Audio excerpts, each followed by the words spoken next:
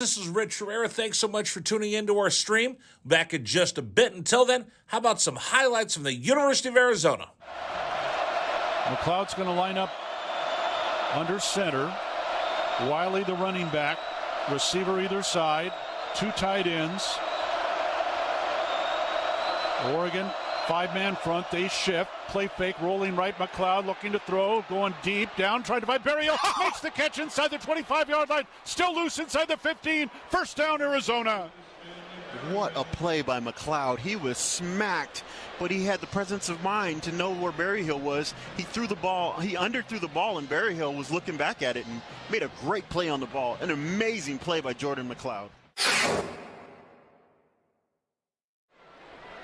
Brown will take the snap a yard deep in the end zone. Straight back to throw. Has some time. Steps up in the pocket. The Wildcats have got him for a safety. Second safety Arizona has recorded this season. It's a 24-12 ball game, and the Cats will get the ball. That's big Pulling time. on the field is a safety. Yes. That's big time by Arizona. That time defense did a great job of just closing the pocket from the inside, and then the pressure on the outside by Bear. They just got him. They just got there. They won their blocks that time. Excellent job by Arizona defense and really changing the momentum of this game.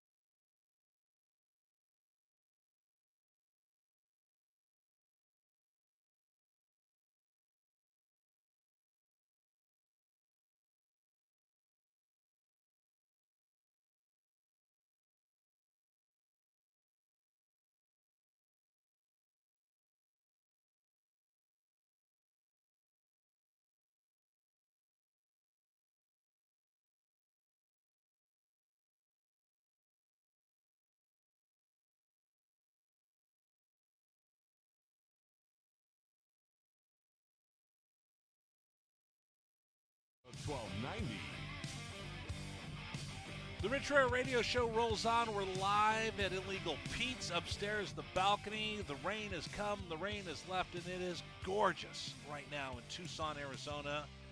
The kids are all starting to make their way into the dorms. The parents are going crazy.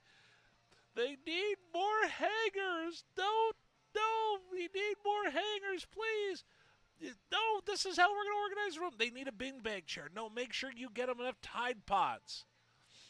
The smart parents are going to go have a beer right now and chill out, right?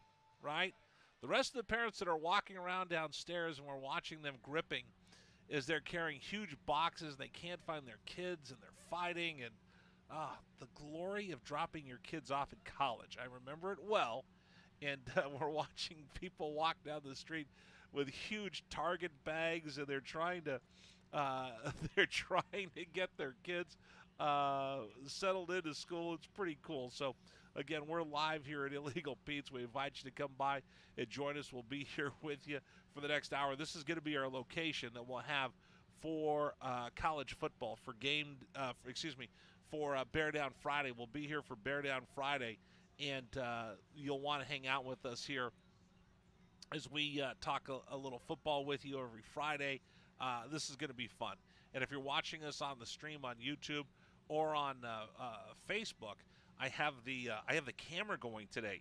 So we're watching all the people walk down the street carrying bags and getting their kids settled in. So it's kind of cool as we broadcast from here. And like I said, we'll be broadcasting from here every Friday during home games throughout the football season. All right, time for Dragon Ball's football headlines because I've been goofing around most of the day.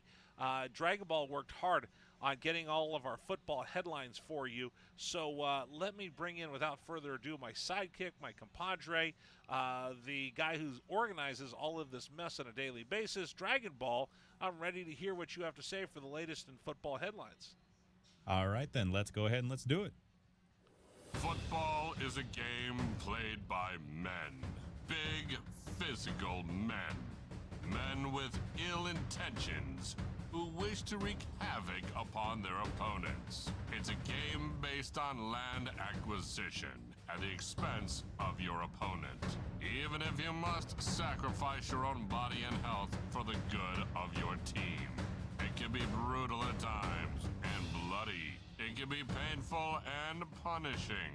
It's played in coliseums in front of rabid, cheering, adoring fans with bloodlust in their eyes. The passion for football cannot be matched by anything else. So to help quench your thirst for all the latest news from the world of football, Wildcats Radio 1290 proudly presents Dragon Ball's football headlines. Hey, what's a Dragon Ball? Is that a cartoon or something? No, that's the producer who's going to be reading the headlines. Can you just say the name? Okay, here's Dragon Ball. All right, so our first story, everyone already knows about the Cleveland Browns and Deshaun Watson situation, so we're going to go ahead and move past You that. can't just assume. There might be somebody who was busy at work all day, or there might be a dad that's sitting in the car right now because he's fighting with the mom, and they're like, I got to do something. So she's inside Target right now buying 5,000 hangers for their kid that they'll never use, and he's sitting in the car going, why did I come? Why couldn't I just let her drop him off by himself? Well, this is true, and for those that haven't been able to go ahead, that's just me remembering what it's like.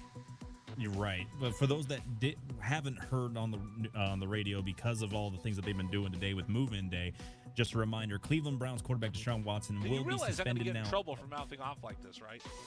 Oh, absolutely, you're going to get in trouble.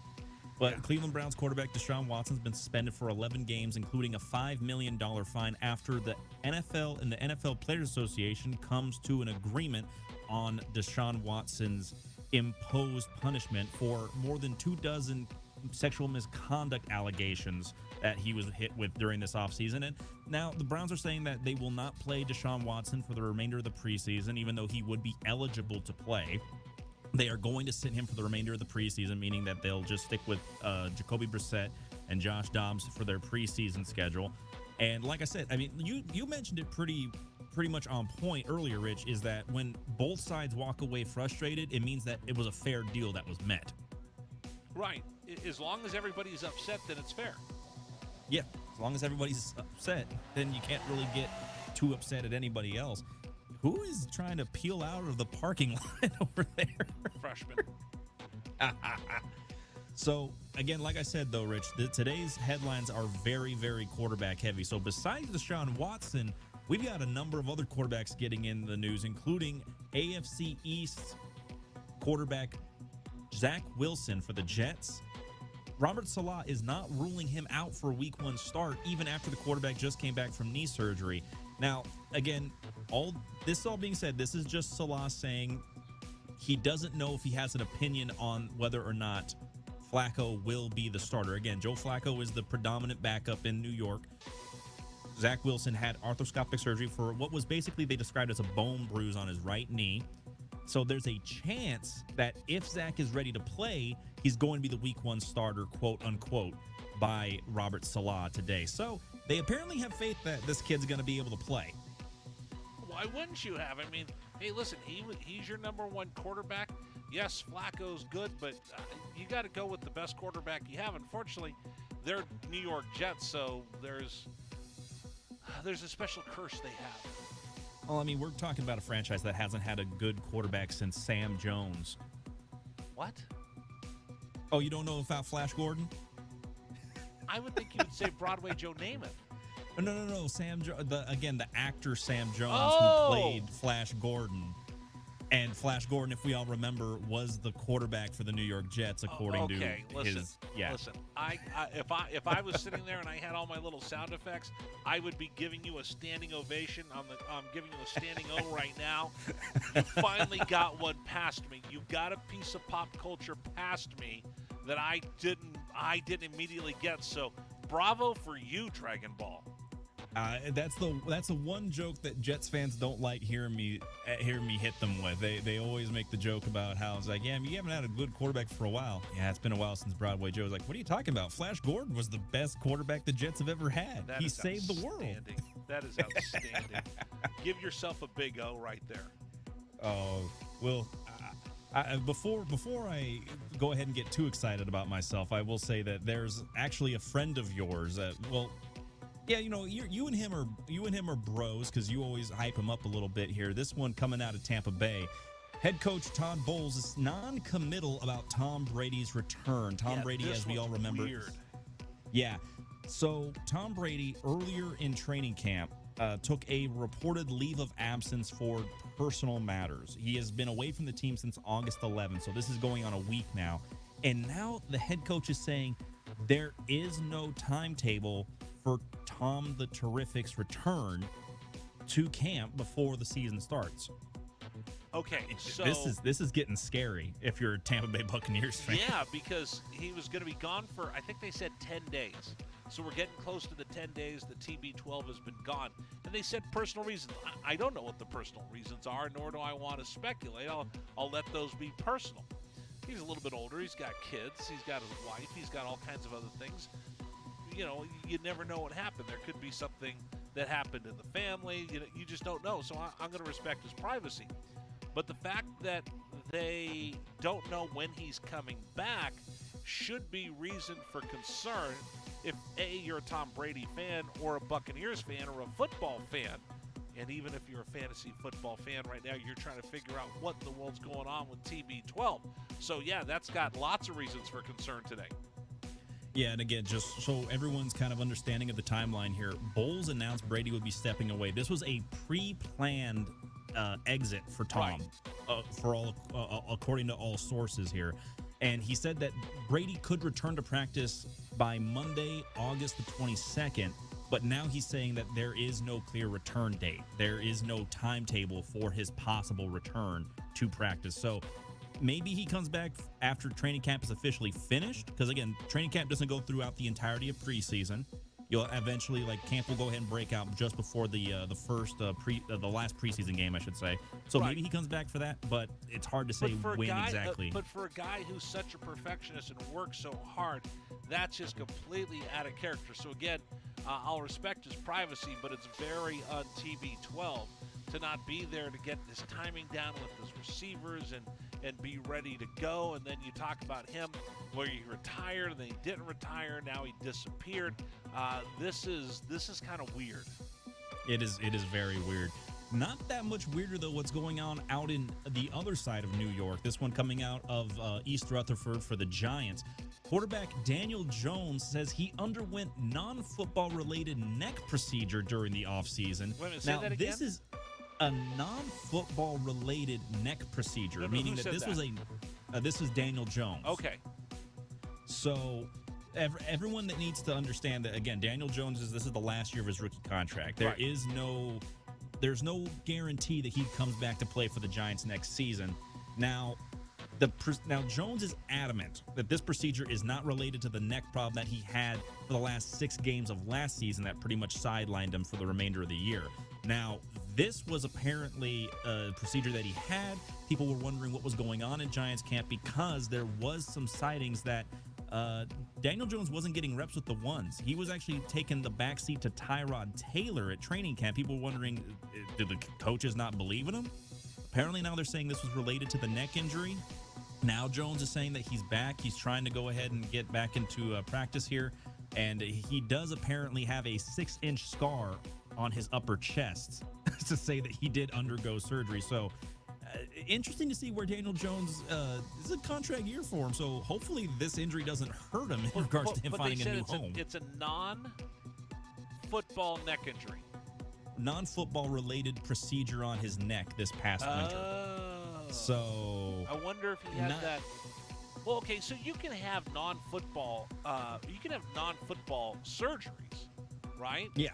Like Alex Cobb. Do you remember? I don't know. You probably don't remember Alex Cobb. He was a pitcher. It was like a thoracic thing.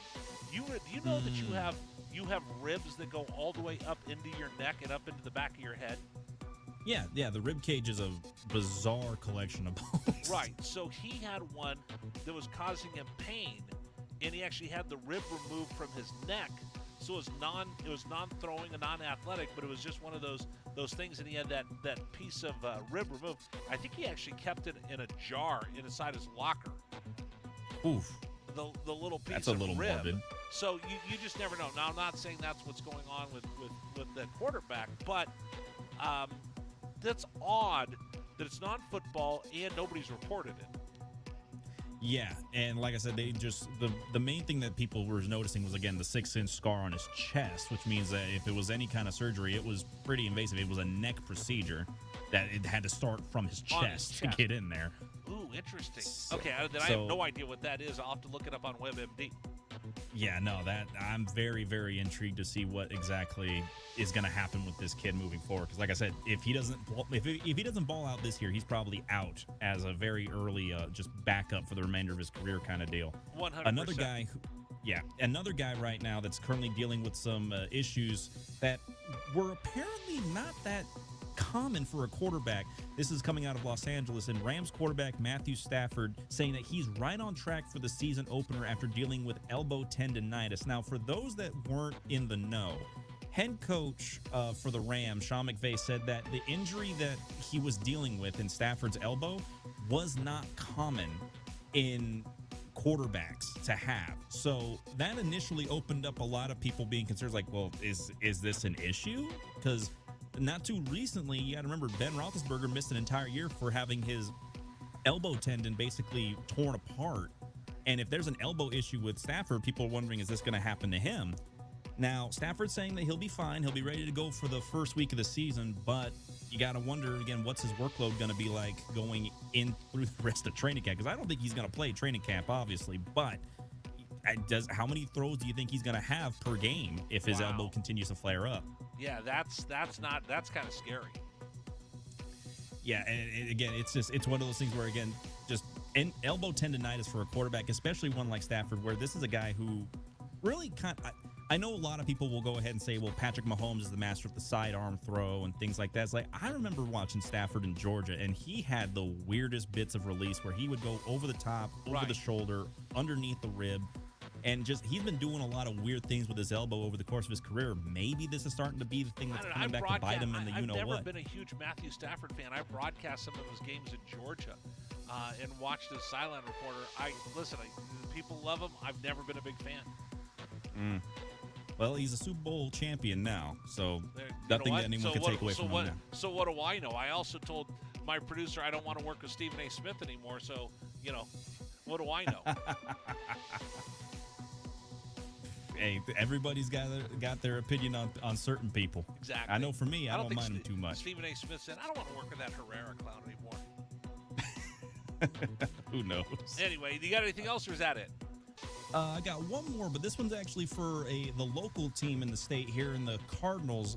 New wide receiver Marquise Brown reflects on the Ravens trade that he had in the offseason. For those that aren't familiar with Marquise Brown, you may remember him more so as Hollywood Brown, as that's the name that he was called when he got drafted. Now, he's going to be the Cardinals are going to be hosting the Ravens this next preseason game. Marquise likely won't play, as many of the starters will not be playing throughout most of the preseason. Marquise said that, I just felt like sometimes they didn't really need me.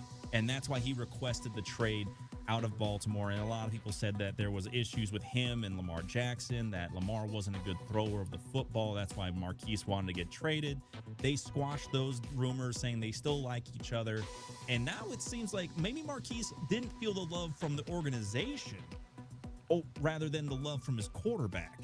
So stirring the pot a little bit here for Marquise Brown. Although he probably shouldn't be stirring too much of a pot, considering that he just got done going double digit 2 times over the speed limit. Just stop. Stop. Was it two times over the speed limit? I'm sick and tired of everybody being outraged. Outraged. I'm tired of everyone being outraged. The only one who should be outraged is me. Because I've got a blue check mark. Oh, this is true. Yes, you do have the blue check mark. Yeah, I'm superior to everybody else. I'll be interested to see kind of what the preseason handshakes look like for Marquise if he goes out to say hi to any of his former Ravens teammates or anything like that. But, hey, if he wanted to get his money, he got his money. He wanted to get out of Baltimore, he got out of Baltimore. What are you complaining about? You got out of Baltimore, you're in Arizona, everything's good, right? Just make sure you obey the speed limit. Yeah, just got to obey the speed limit. Can't be going too far. What was it? 2 times over the speed limit of 120 something into 60. Exactly. It's a bad look, man. Bad look. All right, that's going to do it for Dragon Balls football headlines. Coming up, we will give you the big stories of the day. We're live at Illegal Pete's. Come on by. Great place. It's hopping down here on universities. All the kids are moving into the dorms. On Wednesday? I'm sorry, Dragon Ball? Go and give me walk on Wednesday? Nah, don't worry about that. We'll do that coming up in just a second. All right, so we're going to take a quick time out. We'll come back. We'll get to wrap this thing up. It's all coming up here on 1290. This is the Rich Herrera Radio Show. Now streaming on Facebook Live and YouTube at Wildcats 1290 and our website, wildcatsradio1290.com. Terry crosses middle, handed to Matherin between the rings. Over for Creasa. Checked by Campbell. High screen from Koloko. Creasa around it. Drives right. Throw it for Koloko, who slams it down for 2. Lamb set. And the pitch to Susak. Driven out towards right field. That is going to get down for a base hit and go all the way to the wall. Casagrande headed for third. They're going to wave him around. He's coming home. And the Wildcats have tied it up.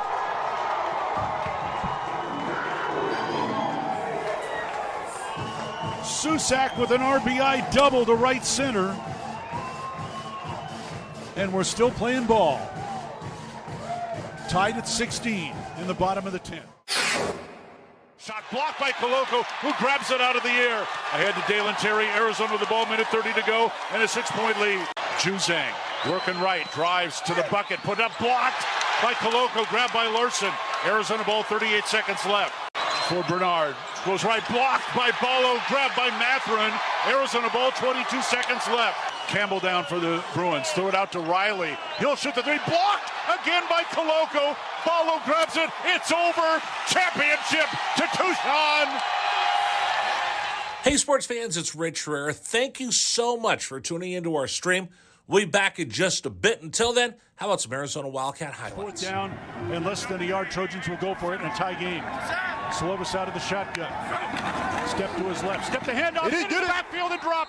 No gain, loss on the play. Cats take over. That's a huge play by Arizona. Explosive play in the backfield that time. Shot blocked by Koloko, who grabs it out of the air. Ahead to Dalen Terry, Arizona with the ball, minute 30 to go, and a 6-point lead. Juzang working right, drives to the bucket, put up, blocked by Koloko, grabbed by Larson. Arizona ball, 38 seconds left. For Bernard, goes right, blocked by Ballo, grabbed by Matherin. Arizona ball, 22 seconds left. Campbell down for the Bruins, throw it out to Riley. He'll shoot the 3, blocked again by Koloko. Ballo grabs it, it's over. Championship to Tucson. Dalen Terry quickly the other way, out to Tabellis, down the lane to throw it down with the left hand. Look out. The locomotive slams it home. Hey, sports fans, it's Rich Herrera. Show will be back in just a little bit. Thanks for tuning into our stream. Until then, how about some great moments for the University of Arizona Wildcats? 4th down and 2, Arizona. Down 14-0. Wildcats on 4th down this year are 12 of 20. Offset backfield. Plummer to throw the ball, looking, throwing towards the back of the end zone, and it's caught. Touchdown, Arizona. Oh, did they need that? My goodness. Booby Curry had to leap in the air to take the ball over the top of the defender, and the Cats are on the field. ASU with the ball. Down by 11, 3 have to go. Steal by Koloko. He's going to drive the other way and slam it home, and foul by Lawrence. Why Lawrence contested the big man, Christian Koloko, with defensive steal and flush. Lawrence picks up his third foul. Big guys love to play point guard. Koloko looked like what, driving down that was from mid-court. 3-point lead again for TCU. Down to 30 seconds left. Matherin with the ball for the Wildcats. Matherin around a Koloko screen, picked up by Lampkin. Go outside for Koloko, feed it to Terry, right corner. Terry can't go baseline, circles back out top to Matherin. 10 to shoot, 16 left in the ballgame. Matherin, 3 balls straight away, good! That's We're a tied. huge shot for Ben Matherin in Arizona. Timeout TCU. This ball game is knotted up. 12.6 seconds to go. Ben Matherin drains a deep 3 from straight away. He's got 24 points, and we're all even. Hey, sports fans, this is Rich Herrera. Thanks so much for tuning into our stream. Back in just a bit. Until then, how about some highlights from the University of Arizona? McLeod's going to line up under center. Wiley, the running back. Receiver either side. 2 tight ends. Oregon, 5-man front. They shift. Play fake, rolling right. McLeod looking to throw. Going deep. Down, trying to find Berrios. Makes the catch inside the 25-yard line. Still loose inside the 15. First down, Arizona. What a play by McLeod. He was smacked, but he had the presence of mind to know where Berryhill was. He threw the ball. He underthrew the ball, and Berryhill was looking back at it and made a great play on the ball. An amazing play by Jordan McLeod. Brown will take the snap a yard deep in the end zone. Straight back to throw. Has some time. Steps out of the pocket. The Wildcats have got him for a safety. Second safety Arizona has recorded this season. It's a 24-12 ball game, and the Cats will get the ball. That's big Early time. on the field is a safety. Yes, that's big time by Arizona. That time defense did a great job of just closing the pocket from the inside, and then the pressure on the outside by Abear. They just got him. They just got there. They won their blocks that time. Excellent job by Arizona defense and really changing the momentum of this game.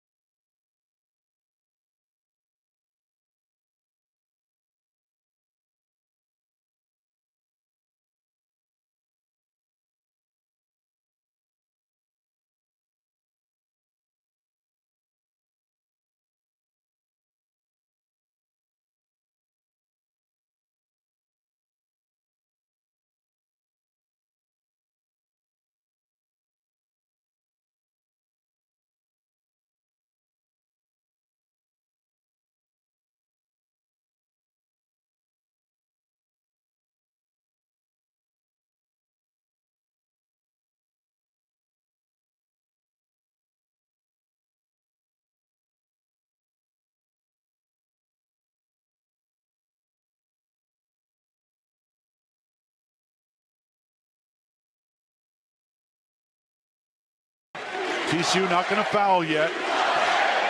Mathurin looking at Tommy Lloyd. Shot clock at 15. Mathurin back and forth dribble. 10 to shoot now. Long ways from the bucket. Off to Dalen Terry. Terry looking for help. 6 to shoot. Way outside to Mathurin. 3, 2. Mathurin forces the 3 off the rim. No good. Follow. Koloko jams it home. And the Cats up by 5.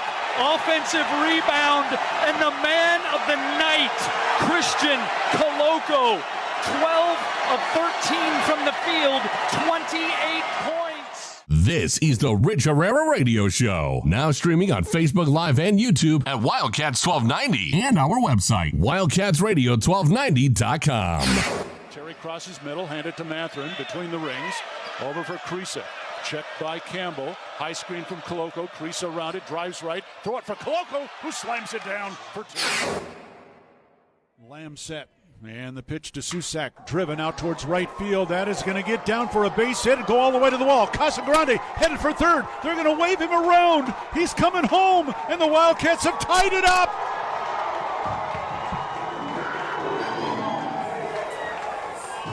Susak with an RBI double to right center.